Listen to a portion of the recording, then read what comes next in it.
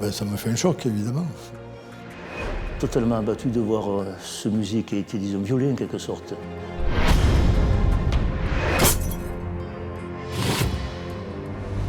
Ça donne plus à penser à un amateur.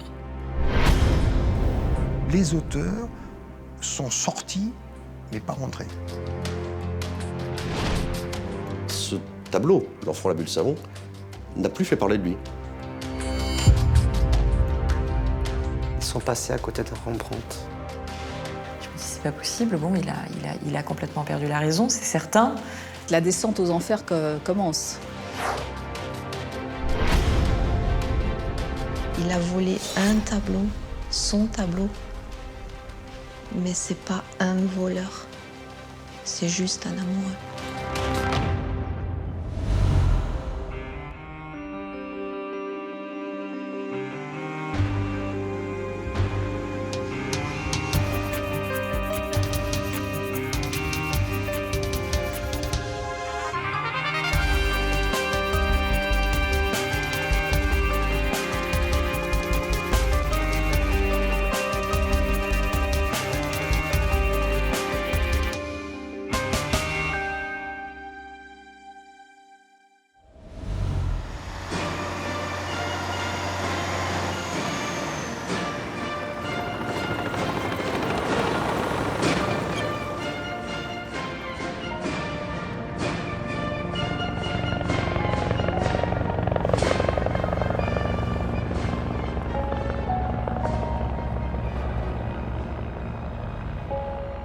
Le 13 juillet 1999, je me trouve à la réception du sous-préfet qui se déroule dans les jardins de la sous-préfecture, attenant au boulevard Clémenceau où s'est déroulé le défilé du 13 juillet au soir.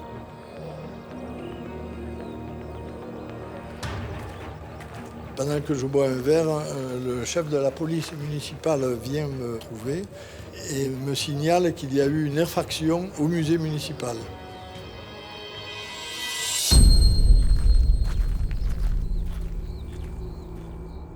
J'étais chez moi, tranquillement, je regardais la télévision, un film quelconque. Le téléphone sonne, c'est M. Fabre qui m'appelle en m'indiquant qu'il y a eu un vol dans le musée, de descendre rapidement.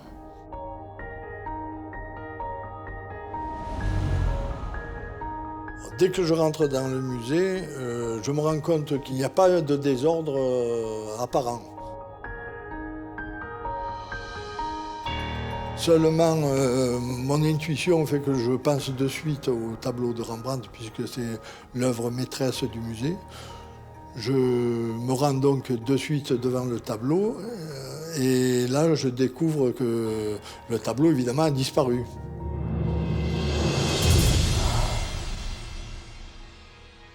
Ça me fait un choc, évidemment. Le directeur, M. Fabre, était très affecté, totalement abattu de voir ce musée qui a été, disons, violé en quelque sorte. C'est l'œuvre majeure, un petit peu comme on appelle ça la Joconde de Léonard de Vinci au Louvre. L'œuvre majeure de Draguignan, c'était l'Enfant à la bulle de savon de Rembrandt.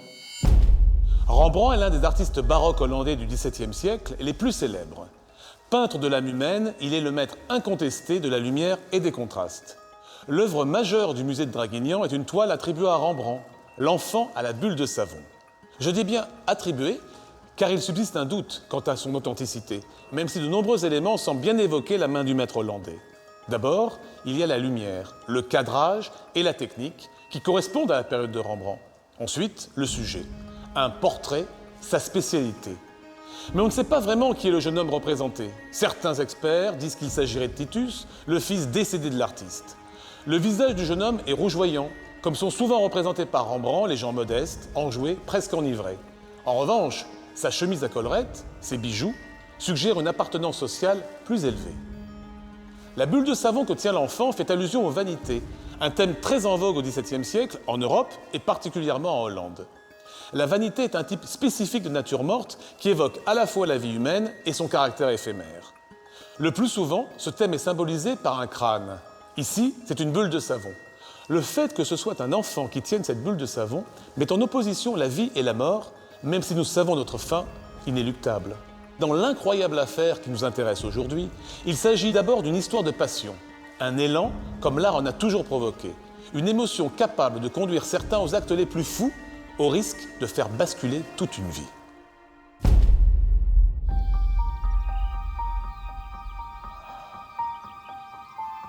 Je suis à la maison, il est 23h à peu près lorsque je reçois un appel du chef de poste.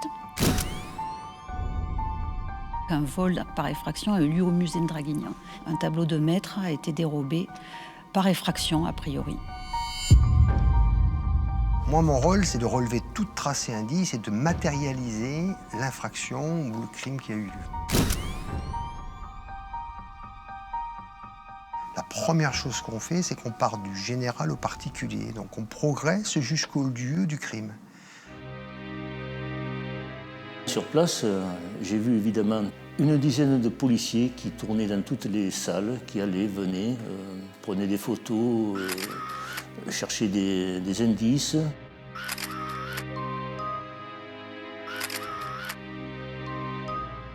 Il y a une pince coupante qui est toujours accrochée à un câble, donc il a dû couper l'alarme en coupant ce câble. Une porte qui donne sur l'accès de la salle a été fracturée. Et effectivement, quand on arrive au lieu où le tableau a disparu, on constate qu'il y a un marteau posé sur une petite console devant le tableau. Ça fait pas tellement professionnel. Il y a trop d'éléments qui restent sur place. La pince, le marteau, ça donne plus à penser à un amateur ou à plusieurs amateurs. Là, ça fait vraiment... j'ai pris mon marteau dans la caisse à outils et puis je suis allée casser une vitre pour prendre un tableau, quoi. Il n'y a pas une recherche de quelqu'un qui cherche la technicité et qui a employé vraiment des outils parce que ça a été vraiment fait très très vite et très simplement. Voici une reproduction de l'enfant à la bulle de savon peint par Rembrandt qui a été dérobé. Les alarmes ont eu beau se déclencher. Les policiers arrivés 5 minutes après n'ont pu que constater la place vide de la toile. Une toile apparemment estimée à un prix très élevé. On n'a pas eu le temps de s'attacher à l'enquête. On a été dessaisis dès le lendemain. C'était une enquête trop importante pour un service de police comme Draguignan. L'OCBC, dans le cadre du musée de Draguignan et du vol du Rembrandt, est effectivement alerté très vite, puisque nous sommes clairement dans notre thématique et dans notre champ de travail. On donne des éléments à la police judiciaire qui, elle, traite après, par la suite. La pince coupante, ça n'a strictement rien donné. Le marteau, aucun indice de relevé d'empreinte avait été effectué. Sur la porte non plus, sur la console devant non plus. Le seul indice que j'ai vraiment d'intéressant, c'est que l'auteur ou les auteurs sont sortis, mais pas rentrés. Si on n'a pas un indice magique, quand je dis magique, qui permet tout de suite de déboucher au voleur, ce qui est quand même très rare, donc on va partir très large, toutes les possibilités. Qui peut avoir intérêt à voler un tableau comme ça? Quelles sont les professions qui peuvent être intéressées? Interroger tous les circuits de revente possibles là-dedans sur le marché, donc en France et à l'étranger. Interroger aussi ce qu'on peut appeler nos sources. Donc évidemment, un très beau vol comme ça sur une œuvre majeure, ça fait penser à une commande. Ça fait penser à une commande. L'enfant, la bulle de savon, est susceptible de quitter très vite le territoire. Donc, pour nous, va s'engager une course contre le temps pour que le maximum de personnes soient informées. L'OCBC va inscrire l'enfant, la bulle de savon dans sa base Tréma, qui est notre base documentaire dans laquelle nous avons une photothèque de plus de 90 000 objets en 2016 volés, en France et pour certains à l'étranger, mais va aussi assurer la diffusion de l'enfant à la bulle de savon par tous les canaux, à commencer par Interpol. On essaye au maximum de limiter le délai, si possible dans un délai de 4 heures.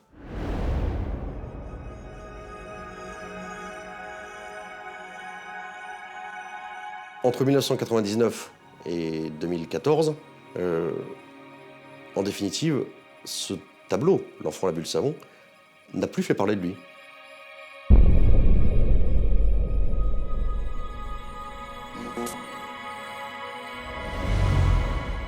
Il a véritablement disparu de la circulation.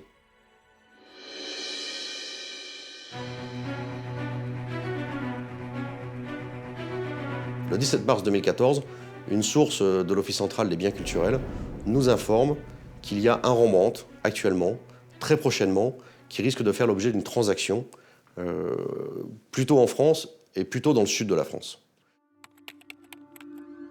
Là, il apparaît qu'il y a 3 œuvres de Rembrandt qui sont recherchées. Une qui vient du musée de Boston, une qui vient de Serbie et une du musée de Draguignan, l'enfant à la bulle de savon. Et donc le 17 mars, les enquêteurs se focalisent sur ces 3 œuvres, en ayant quand même en tête un espoir, notamment par la proximité géographique, que ce soit celui de Draguignan. Nous apprenons qu'il va y avoir une démonstration de cette œuvre à Nice, au Palais de la Méditerranée, entre un receleur et des gens qui ont intérêt à le voir, acheteurs, experts, nous ne savons pas.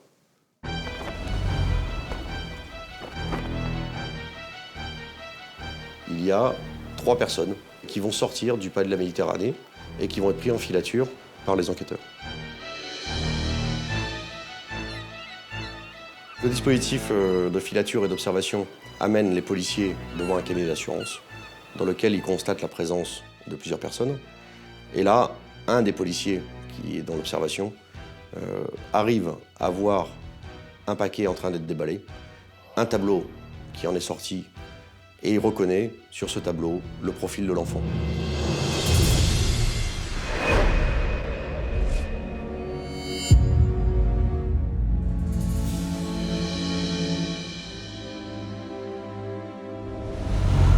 Le 19 mars, comme tous les matins, en fait, j'allume l'ordinateur et je vais voir les nouvelles. Et là, je vois dans les journaux que 2 receleurs ont été arrêtés en essayant de revendre le tableau de Rembrandt, l'enfant à la bulle de savon. J'ai eu une grande peur, des sueurs, même des vertiges, en me disant je me suis planté, j'ai fait une erreur. J'étais le voleur du Rembrandt. Le seul voleur.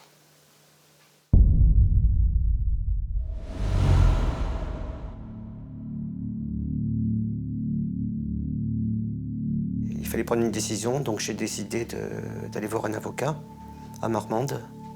Il m'a reçu dans l'heure et il a acquiescé pour que je me rende.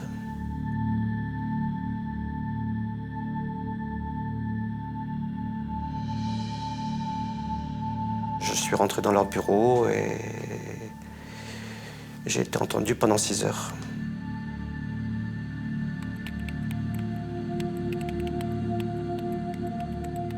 Je leur raconte mon histoire, le vol du Rembrandt, de l'enfant à la bulle de savon.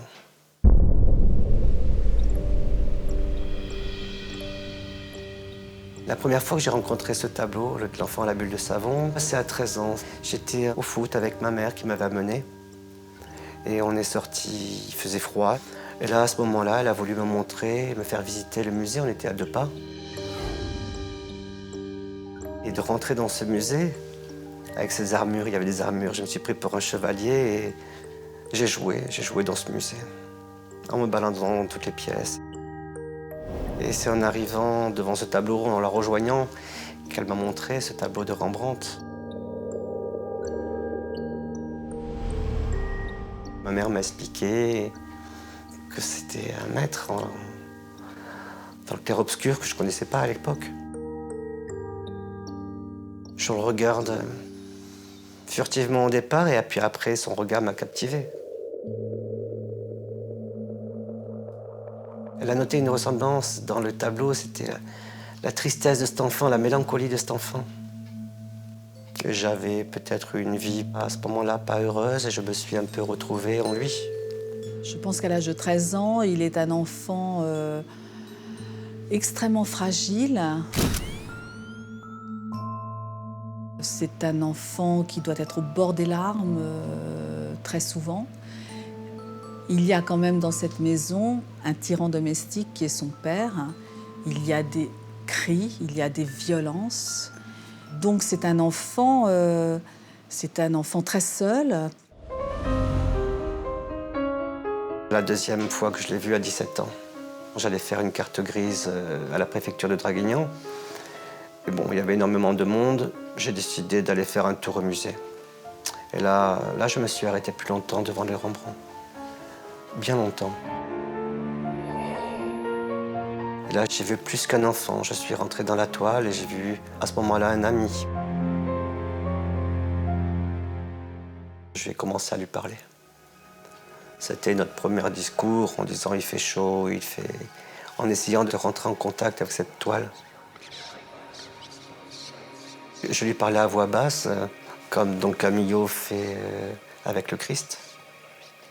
Ben moi, c'était un peu mon Christ à moi. J'entendais des conseils, j'entendais des solutions, des réponses à mes problèmes. Et là, ça commençait à être le début d'une vraie passion. Cet enfant le fascine et je pense que dans l'instant, c'est-à-dire vraiment dans un temps très court, l'enfant va devenir son confident. Patrick me dit, l'enfant était mon Jiminy Cricket. Il vivait sur mon épaule et je lui parlais. Ce tableau a été une découverte et moi un point de départ pour connaître et apprendre la vie de Rembrandt. Il va glisser de l'enfant à Rembrandt. Mais à un Rembrandt fictif, à un Rembrandt assez abstrait. Oui, bien sûr, c'est Rembrandt le peintre, mais c'est un Rembrandt fictionnel. C'est un père de substitution. Cette vie de tristesse qu'a eu Rembrandt m'a attiré. J'ai trouvé quelqu'un qui avait eu des problèmes, qui a été un naufragé de la vie. Et ça m'a plu. Je me sentais naufragé de la vie aussi. Quand je reviens la troisième fois, je suis plus documenté sur sa vie et encore plus passionné. Donc l'enfant a doublé de dimension pour moi et il est 2 fois plus magnifique. J'avais 24 ans et là il y a eu plus qu'une complicité, il y a eu un échange. Et il s'est passé quelque chose d'encore magique avec lui.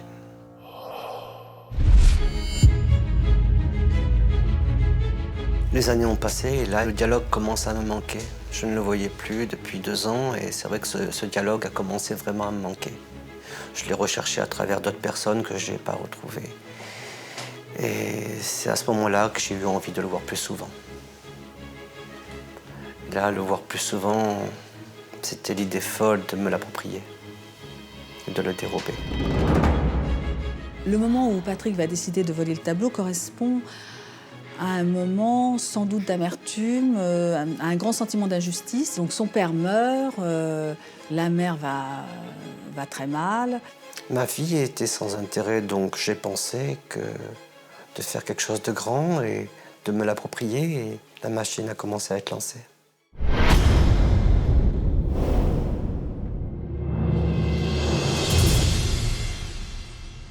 J'ai échafaudé un plan en 2 mois. Je ne pouvais pas faire autrement que le faire où il y avait beaucoup de bruit. Les alarmes allaient se déclencher. Donc on arrivait le 14 juillet. Il y avait un feu d'artifice le 14 et le défilé militaire le 13. J'ai choisi le 13 parce que le 14 était férié. J'étais au syndicat d'initiative de Draguignan prendre un programme de manifestation. Et là, je savais qu'à 22h50, les hélicoptères et les blindés allaient passer.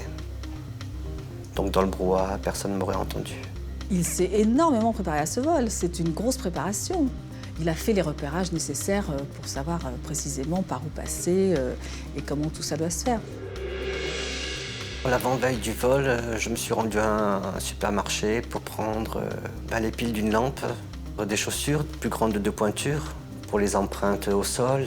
Je me suis fait teindre les cheveux. J'étais venu 2 jours avant, donc je ne voulais pas qu'on me reconnaisse et qu'on me voie encore dans le musée. Il y avait déjà l'idée de brouiller les pistes dans la préparation, oui.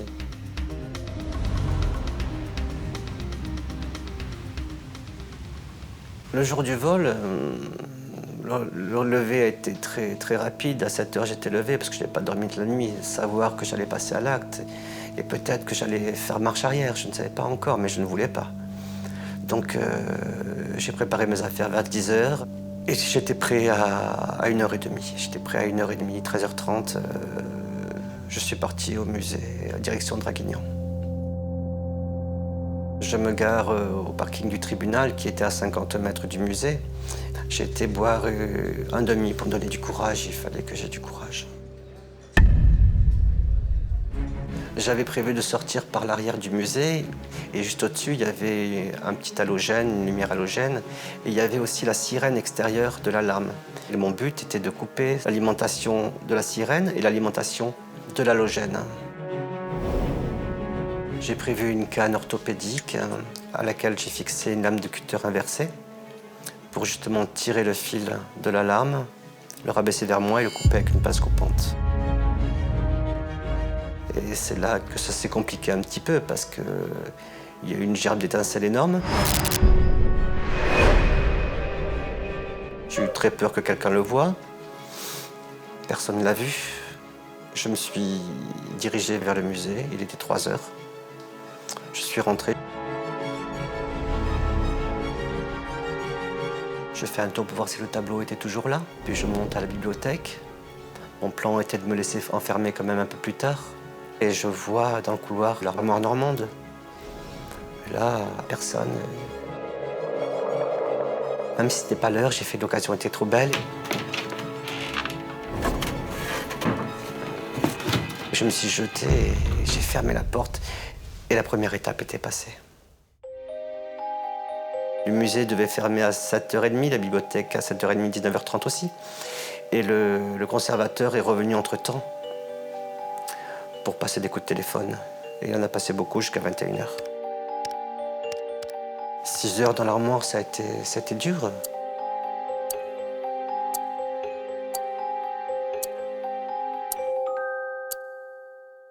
Il y avait ce petit trou de termite dans la porte, dans laquelle je pouvais respirer, que je pouvais entrevoir des jambes qui s'approchaient de l'armoire ou des jambes qui sortaient du musée. Donc à 21h, le conservateur est parti. J'ai attendu encore un petit quart d'heure avant qu'il, pour une raison ou une autre, qu'il ne revienne pas. Et là, je suis sorti, ça a été une grande respiration.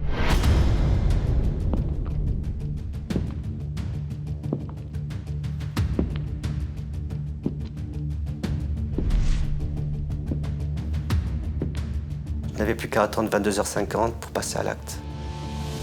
Pendant cette attente, j'ai doucement fait glisser les barres de sécurité qu'il y avait à l'arrière du musée. J'ai commencé à préparer mon sac poubelle de 110 litres. Donc ma fuite était organisée, il n'y avait plus qu'à casser la vitre. Et là, j'ai attendu les hélicoptères qui mettaient du temps à venir.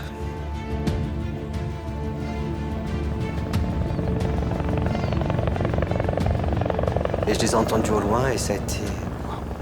Ça y est, c'est le moment, quoi.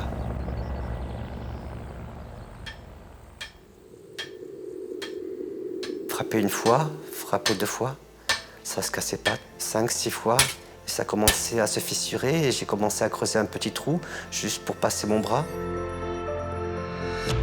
J'ai tourné la poignée de la porte et je l'ai simplement poussée. Je pensais entendre une alarme, mais rien du tout. Donc j'ai continué dans la salle du musée. Et là, à ce moment-là, je me suis dirigé pour casser l'alarme intérieure. Elle n'a pas sonné. Donc à ce moment-là, j'ai dit direction le Rembrandt. J'ai posé mon marteau sur une vitrine. Je pense que c'est là que je l'ai oublié. Et je me suis dirigé vers le Rembrandt. Je l'ai tenu avec mes 2 mains. D'un coup sec, j'ai tiré. Il est venu. Comme une offrande.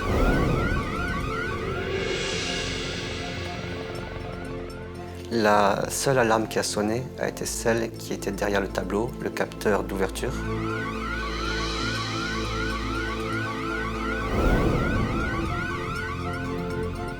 Pendant ma fuite, j'entendais la sirène d'alarme qui s'éloignait après chaque pas. C'était un soulagement, une envie de courir à la voiture et de ne pas pouvoir, il y avait quand même des gens. Donc rentrer doucement, mettre le clé dans le contact, démarrer et ne pas rouler vite au début. Au début.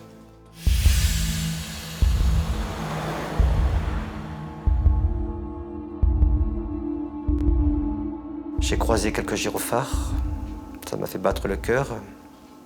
Je suis arrivé à Sainte-Maxime, et puis chez moi.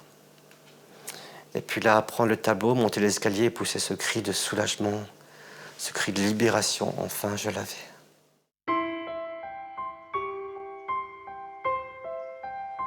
C'était magnifique. Et là, l'euphorie a commencé. Et c'est pas arrêté pendant 5-6 heures. Je l'ai monté dans ma chambre qui était à l'étage, sur une mezzanine, et j'avais une commode, je l'ai posée sur la commode en face du lit.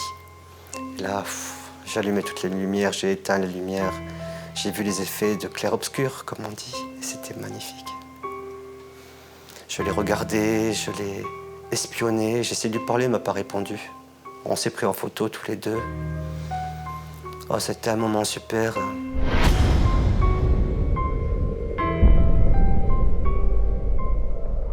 Et là, à ce moment-là, j'ai dit waouh, qu'est-ce que tu as fait? C'est à ce moment simple que j'ai fait waouh. Tu as volé un tableau de Rembrandt dans un musée quand même.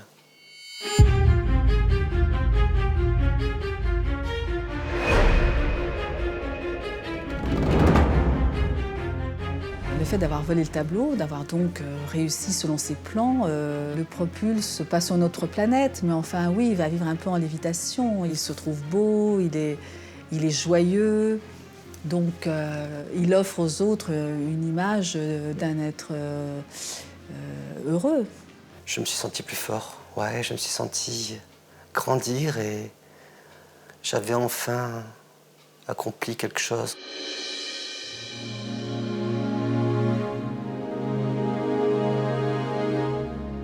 Quand j'ai rencontré Patrick, j'ai tout de suite vu qu'il n'était peut-être pas comme tout le monde ou comme tous les hommes que j'ai pu rencontrer dans ma vie. Il était très sûr de lui, très positif, très protecteur, très enthousiaste. C'est d'ailleurs ce qui m'a attirée chez lui. Christelle, entrant dans sa vie aussitôt, va l'empêcher, en quelque sorte, de vivre librement sa passion avec l'enfant. Pour moi, c'était clair et certain, et je ne devais pas lui révéler la présence du tableau. Et lorsqu'ils vont s'installer ensemble, c'est là où les choses vont se compliquer. Je suis rentré dans une relation clandestine avec lui. Ça a été mon grand mensonge. J'en profitais pour le sortir quand il n'était pas là. Nos rencontres étaient plus brèves, mais plus passionnées, plus passionnées.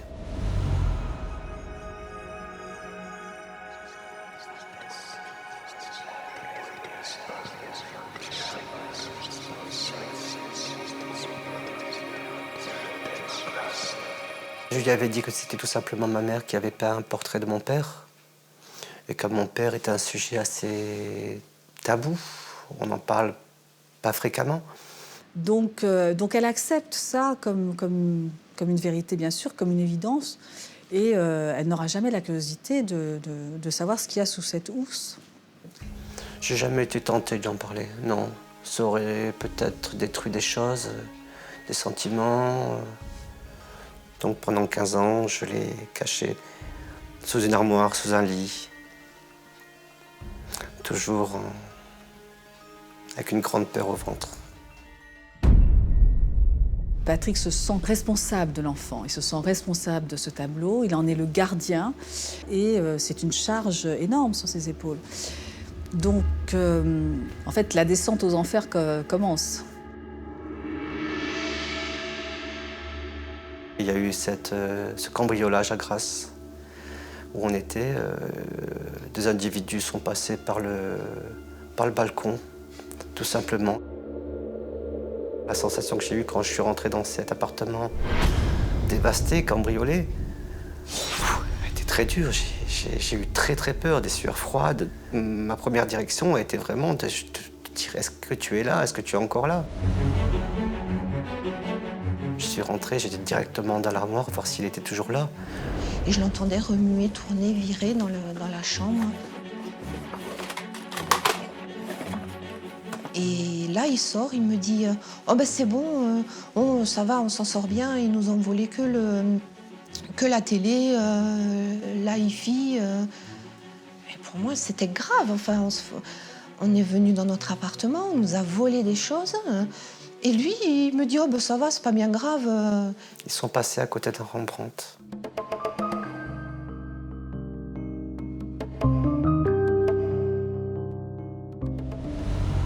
Suite au cambriolage de notre appartement à Grasse, Patrick m'a immédiatement soumis l'idée qu'on n'était plus en sécurité.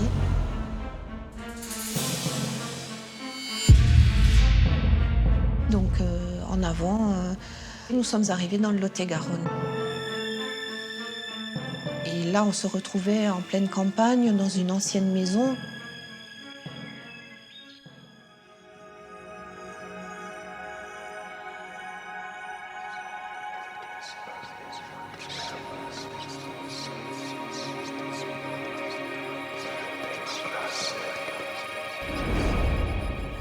Et là,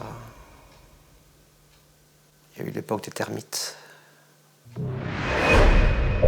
Et j'ai eu peur pour le tableau. Que le tableau disparaisse sous mes doigts quand je le prenais.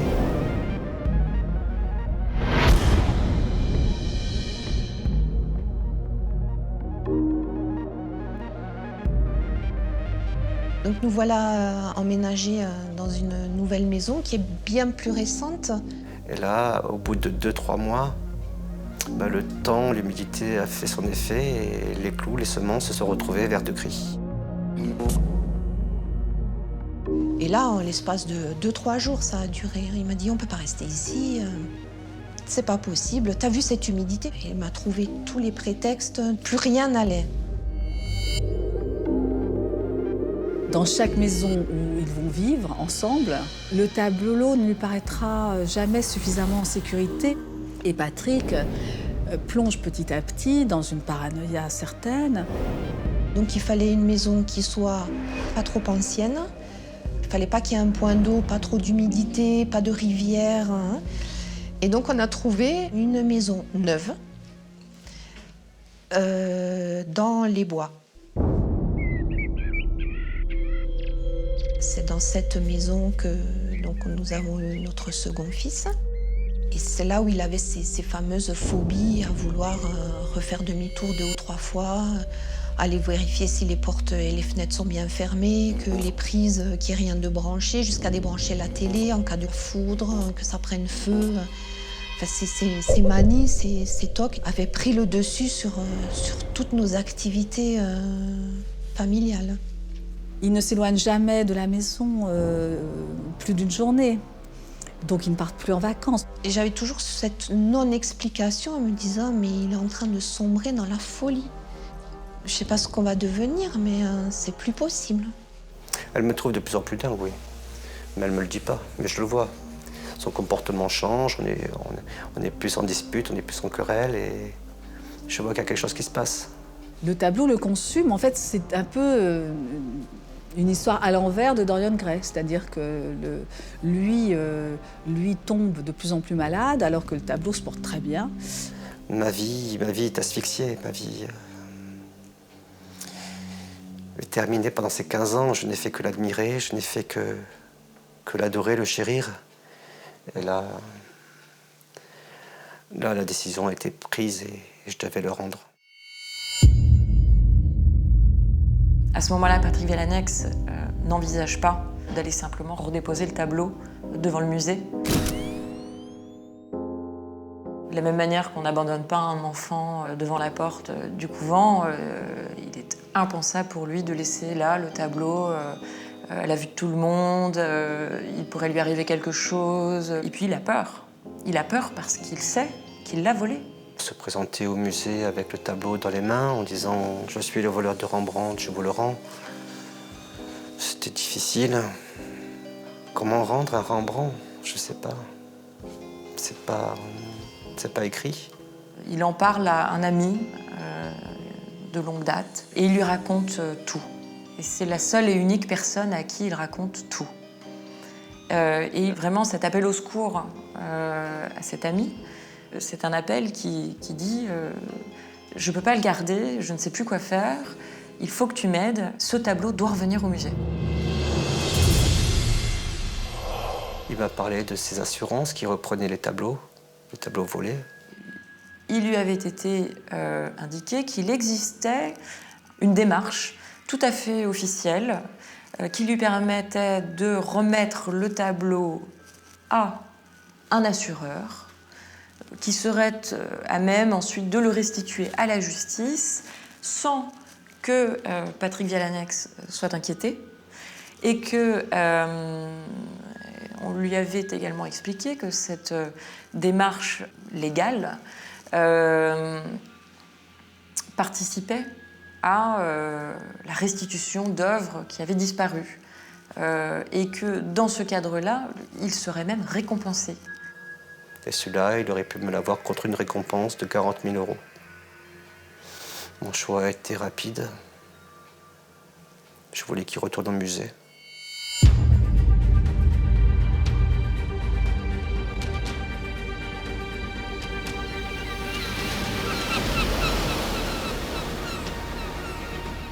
Mon ami m'a donné une adresse à Nice. Je suis descendu. Il m'a rejoint, il m'a amené dans une assurance. J'ai vu un assureur qui m'a fait un chèque d'assurance qu'il m'a remis. Je ne l'ai pas vu plus, je suis parti de suite après. C'était la fin de l'histoire et le début d'une nouvelle vie.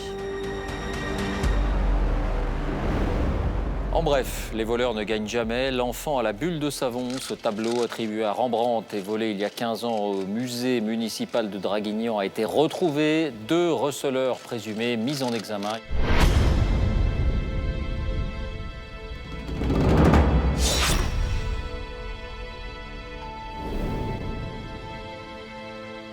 Ce 19 mars 2014, j'étais sur mon lieu de travail.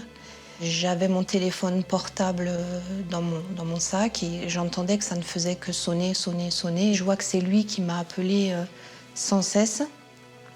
Donc au bout d'un moment, je le rappelle et je lui demande pourquoi il m'appelle autant de fois. Il m'a dit « Christelle, il faut que tu viennes, il faut qu'on se parle. J'ai quelque chose d'important à te dire et je ne peux pas te le dire au téléphone. Je ne veux pas te le dire au téléphone, mais il faut vraiment qu'on se voit. » Et là, j'ai senti qu'il y avait quelque chose de grave. Et j'ai sauté dans ma voiture et je suis venue le voir. Il m'a dit, voilà, il faut que je t'avoue quelque chose. J'ai jamais eu le courage de te le dire, mais tu te souviens, quand on s'est rencontrés, il y a eu un vol dans un musée à Draguignan. Il me dit, le voleur, c'est moi. Il y a eu un grand silence. Que dire, que faire c'était trop tard, toi. Donc lui dire la vérité, mais après 15 ans, c'est dur. Ce jour-là, ce 19 mars, j'apprends 2 nouvelles. La première, que Patrick a volé un tableau. Et en parallèle, tu apprends aussi que ça fait donc effectivement 15 ans que tu partages ta vie avec lui et le tableau. Ça a été le moment le plus douloureux pour la famille, pour ma femme, pour mes enfants, qu'on a eu à affronter. Tu vois défiler et tu comprends. Tout s'imbrique et le puzzle se fabrique tout seul. Il n'y a plus de questions, il y a toutes les réponses, elles arrivent d'un coup. Il a volé un tableau, son tableau. Mais c'est pas un voleur, c'est juste un amoureux.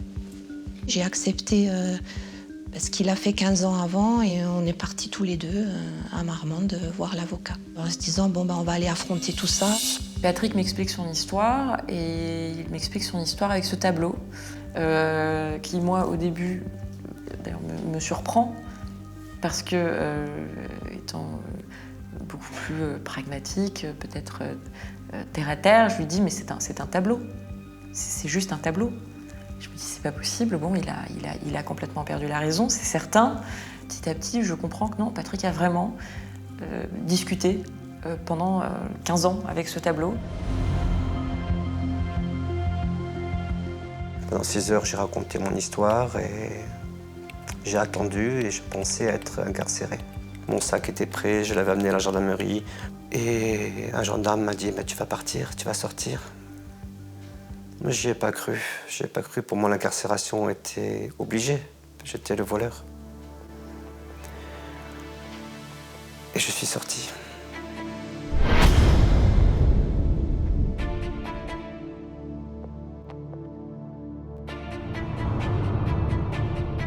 Patrick Vialanex ressort libre de la gendarmerie, le magistrat ayant été informé. À ce moment-là, il est dans la prescription légale.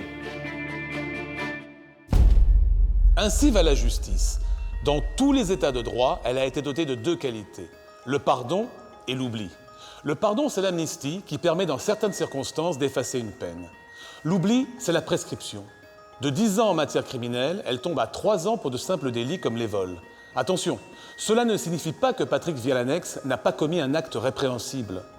L'amour sans aucun doute sincère qu'il a éprouvé pour ce tableau ne doit pas faire oublier qu'il y a eu un vol et que le public a été privé de cette œuvre pendant 14 ans. 14 années au cours desquelles le voleur s'est arrogé le droit d'être le seul à la contempler. Certes, le vol est prescrit, mais pas le recel, l'association de malfaiteurs ou le blanchiment d'argent beaucoup plus récent, dont Patrick Vialanex est soupçonné lors de la tentative de revente du tableau. Il est dans l'attente de son jugement, tout comme les receleurs du tableau arrêtés à Nice. L'histoire devrait même s'arrêter là. Malheureusement, quelques semaines après notre rencontre avec Patrick Vialanex, elle va connaître un dernier acte tragique. L'enfant à la bulle de savon est de retour au musée de Draguignan. Le tableau de Rembrandt avait été volé il y a 15 ans dans ce même musée. Pour être présenté en toute sécurité au public, le tableau, estimé à 3 millions d'euros, a été placé sous vitre. Plus aucun visiteur n'échappe à ce qui fait maintenant partie intégrante de l'histoire du musée. C'est la gendarmerie qui l'a trouvé, qui a attrapé le voleur qui avait volé le tableau il y a quelques années en arrière. Découvrir le profil du voleur confirme que tout est possible.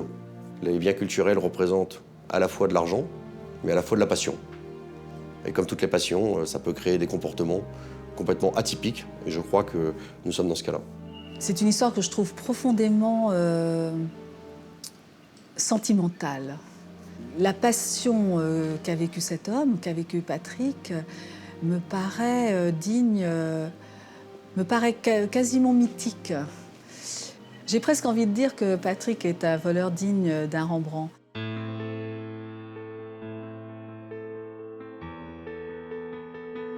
Dans la nuit du 20 au 21 janvier, Patrick s'est endormi comme tous les soirs.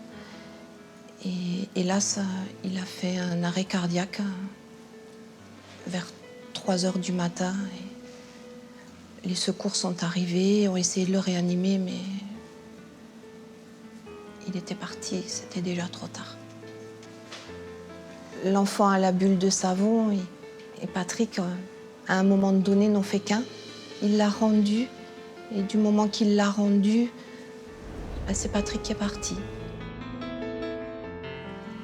Aujourd'hui, un projet qu'on fait avec les enfants, c'est d'aller voir l'enfant à la bulle de savon au musée à Draguignan. J'espère, quand je serai devant ce tableau, devant le tableau, devant son tableau, j'espère entendre Patrick.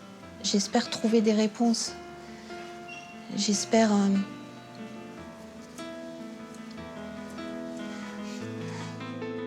Oh, il est triste, cet enfant. Il est triste, mais il a un regard soutenu. Les grands cheveux bouclés, avec sa bulle prête à exploser qui